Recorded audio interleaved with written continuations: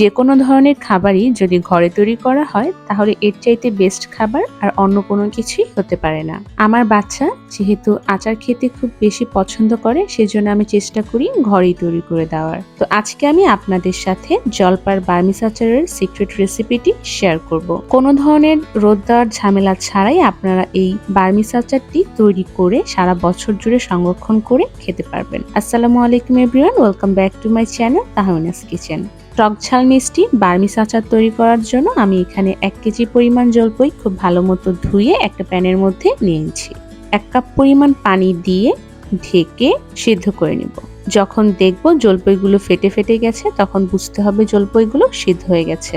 জলপাইগুলো ঠান্ডা হতে হতে আমি একটা বার্মিজ আচারের মশলা তৈরি করে নিচ্ছি। চুলায় একটি প্যান বসিয়ে দিয়ে দিচ্ছি 4-5টার মতো শুকনো মরিচ, 2 চা চামচ পরিমাণ পাঁচফোড়ন, 2 চা চামচ পরিমাণ জিরা, 2 চা চামচ পরিমাণ ধনিয়া আর 1 চা চামচ পরিমাণ মৌরি। এখন শুকনো মশলাগুলোকে 2 মিনিটের মতো একটু ভেজে পাটায় বেটে নিচ্ছি। আর এইদিকে আগে থেকে সিদ্ধ করে রাখা জলপাইগুলো ঠান্ডা হয়ে গেছে। এখন হাতের সাহায্যে খুব ভালো মতো চটকে নিচ্ছি। আর এইদিকে মশলাটাও তৈরি হয়ে গেছে। এখন আচার তৈরি করে নেব। তো চুলায় একটি প্যান বসিয়ে দিয়ে দিচ্ছি 1/2 কাপ পরিমাণ সরিষার তেল।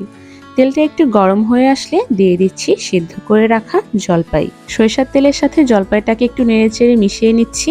বার্মিজ আচারটাতে মিষ্টি হওয়ার জন্য আমি এখানে গুড় ব্যবহার করছি। আমি এখানে 1.5 কাপ পরিমাণ গুড় ব্যবহার করছি। আপনারা চালের পরিবর্তে চিনিটা ব্যবহার করতে পারেন। তারপর আগে থেকে যে মশলাটা তৈরি করে রেখেছিলাম তার প্রায় অর্ধেকটা দিয়ে দিচ্ছি আর দিয়ে দিব 1 চা চামচ পরিমাণ শুকনো মরিচের গুঁড়া। এখন সবকিছুকে খুব ভালো মতো নেড়ে চেড়ে অনেকটা সময় নিয়ে মিশিয়ে নিচ্ছি।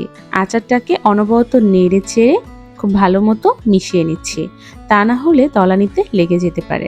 যখন আচারটা প্রায় অর্ধেকের বেশি হয়ে যাবে তখন বাকি যে মশলাটা ছিল সেই মশলাটা দিয়ে দিচ্ছি আর 2 চা চামচ পরিমাণ চিলি ফ্লেক্স। চিলি ফ্লেক্স তার কারণে বার্মিজ আচারের টেস্টটাই অনেক বেড়ে যায়।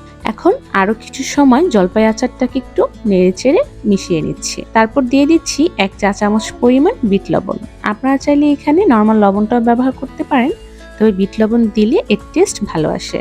এখন আর কোনো কাজ নেই, শুধুমাত্র নেড়ে চেড়ে সবকিছুকে খুব ভালো মতো মিশিয়ে নিব যতক্ষণ পর্যন্ত না খুব সুন্দর একটা কালার চলে আসে। যখন দেখবেন জলপাইটা নাড়তে নাড়তে খুব সুন্দর একটা কালার চলে আসছে তখন একটা বাটিতে তুলে নিব। অল্প অল্প করে জলপাইয়ের আচার হাতে নিয়ে গোল গোল বল করে নিচ্ছি। আপনারা চাইলে লম্বাটে শেপও করে নিতে পারেন। তারপর যে মশলাটা তৈরি করেছিলাম সেখান থেকে কিছুটা মশলা গড়িয়ে নিচ্ছি। এই তো তৈরি হয়ে গেল খুবই মজাদার জলপাইয়ের বার্মিজ আচার। আশা করি আপনাদের কাছে আমার এই সহজ বার্মিজ আচারের রেসিপিটি অনেক বেশি ভালো লেগেছে।